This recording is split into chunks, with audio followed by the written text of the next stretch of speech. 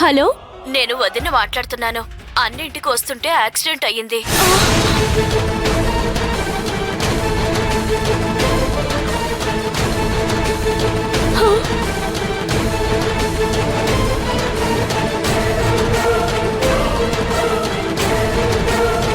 త్వరగా హాస్పిటల్కి రా సుజాత.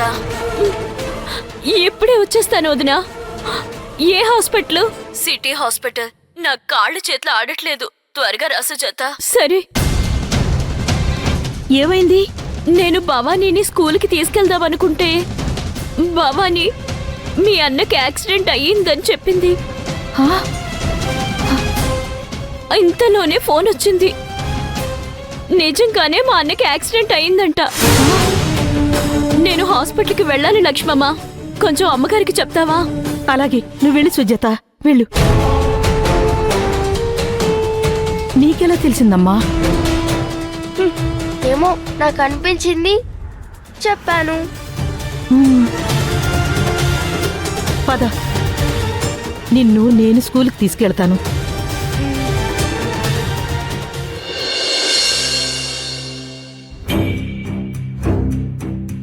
సుజాత, లక్ష్మి ఎక్కడికి వెళ్ళిపోయారు? సుజాత స్కూల్కి వెళ్ళుంటుంది. లక్ష్మి ఎక్కడా? లక్ష్మి, లక్ష్మి!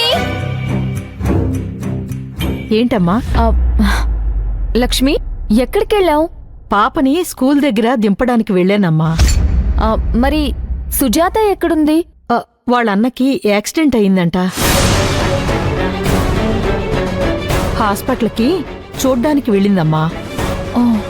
అందుకే పాపని నేను స్కూల్ దగ్గరికి తీసుకుని వెళ్ళాను. పొద్దున్నే ఏంటి ఇలా జరిగింది? అమ్మా, యాక్సిడెంట్ అయిందని చెప్పింది భవానీనే అమ్మా.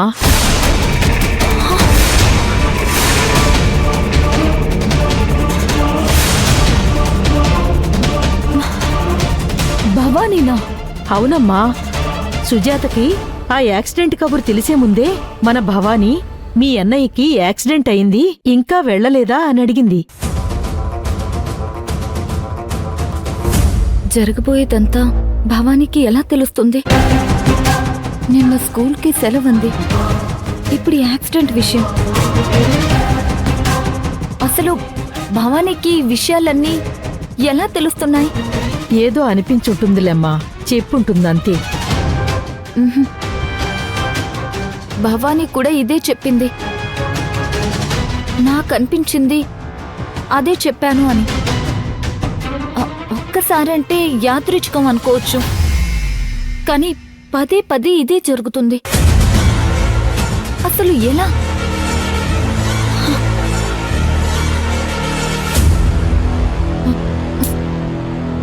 సరే లక్ష్మి, వదిలే, నేను వెళ్ళొస్తాను.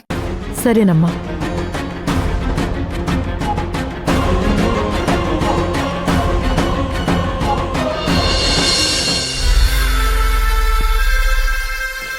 ఇది నీ డెలివరీకి ఇస్తున్న పేమెంట్. నేను డెలివరీ చేసింది డబ్బుల కోసం కాదు. నా ఫొటోస్ నీ దగ్గరున్నాయని అవి డిలీట్ చేస్తావని డెలివరీ చేశాను. నీ మాట, నా భార్య మాట విని అనుభవించింది చాలు. పోలీసుల నుంచి త్రుటిలో తప్పించుకున్నాను. మనం చేసే ఈ నీచమైన పనుల నుంచి ప్రతిసారి దేవుడు మనల్ని కాపాడలేడు. ఈసారికి దేవుడేదో నా పక్షానున్నాడు, అంతే. ఇక నుంచి 100 రూపాయలు సంపాదించినా కష్టపడి సంపాదించాలని నిర్ణయించుకున్నాను. దయచేసి ఆ ఫోటోలని డిలీట్ చేయి. డిలీట్ చేస్తా. నువ్వెక్కడికి వెళ్తావు? మళ్ళీ మళ్ళీ దొరుకుతావు కదా, కలుస్తావు కదా. నువ్వు ఇంకెప్పుడు కలవద్దు, మాట్లాడొద్దు. నీ సావాసమే వద్దు. ముందు ఆ ఫొటోస్ని డిలీట్ చేయి. నేను బ్రతిమాలుతున్నానని, అమాయకున్నని తీసిపారేస్తున్నావేమో. చెప్పింది చేయకపోతే నేనే పోలీసులకి అప్రూవర్గా లొంగిపోతాను. నీ మీదున్న అన్ని కేసుల్ని బయటికి తీస్తాను. నీ వెనకున్న వాళ్ళు కూడా బయటికొస్తారు. నీ బతుకులన్నీ బజారున పడతాయి. మనం క్రిమినల్స్ అయ్యుండొచ్చు, కానీ నాకు ఎథిక్స్ ఉన్నాయి. ఇచ్చిన మాటను నిలబెట్టుకుంటాను. మా వ్యవహారాలన్నీ మాట నమ్మకంతోనే జరుగుతాయి. ఫొటోస్ డిలీట్ చేయాలి కదా. తీసుకో, నువ్వే డిలీట్ చెయ్యి.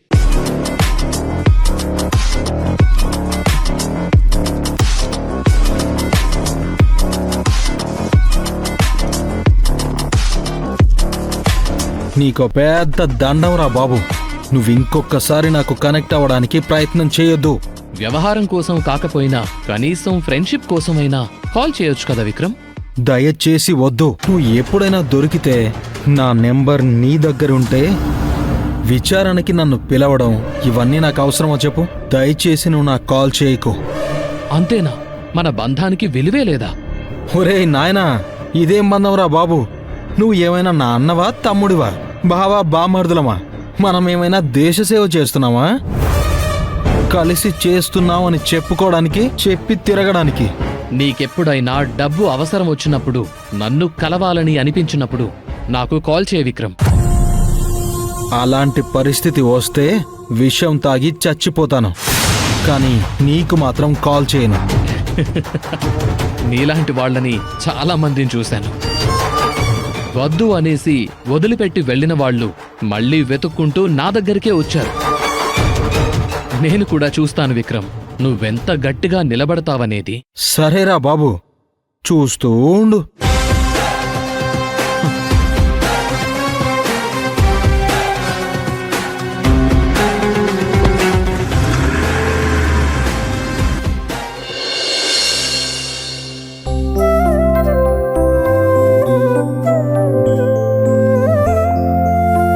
ముందు నీకు టిఫిన్ పెడతానుండ్రా. అమ్మా, అది కాదమ్మా. టిఫినే కదా, ఉండు. అమ్మా, రాత్రి నీకో విషయం చెప్పడం మర్చిపోయాను. ఏటి? అది అరే ఏమైందిరా? ఏమన్నా సమస్య? ఆ, ఆ, అరే నా అంచుతావెందుకు? చెప్పు సింహాద్రి. ఏం లేదు. కిషన్ లాల్ గారు నాకొక రింగు గిఫ్ట్గా ఇచ్చారు. అవునా? నిన్ను నమ్మి బిజినెస్ కోసం డబ్బులు పెట్టిన వ్యక్తి నీకు బహుమతి ఇచ్చారంటే ఆయన నీ మీద పెట్టుకున్న నమ్మకం అబద్ధం కాదని అర్థం. నీ శ్రమని ఆయన గుర్తించారు. అంతకు మించి ఇంకేం కావాలరా? అవునమ్మా. నువ్వు ఇంతకు మించి ఎత్తుకు ఎదగాల, అదే నా ఆశ. ఇదేట్రా పూజ చేయకుండానే పెట్టుకున్నావు?